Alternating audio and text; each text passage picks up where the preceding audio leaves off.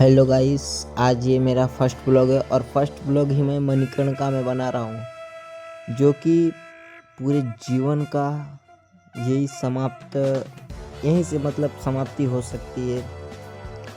आप लोग ये समझिए कि ज़िंदगी झिलाती है पर लास्ट में यहीं पे ले आकर रख देती है। आप लोगों को ये बहुत सारा भीड़ दिखने के लिए मिलेगा, पर मैं ब्लॉगिंग कर रहा हूँ आज।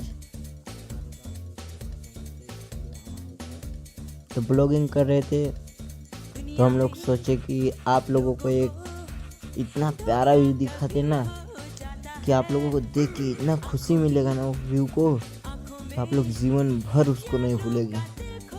पर हाँ, एक बात है गाइस, सबको इसी जगह आना है। कहीं भी रहे, देश दुनिया में कहीं भी रहे, सबको मणिकर्णिका ही आना है।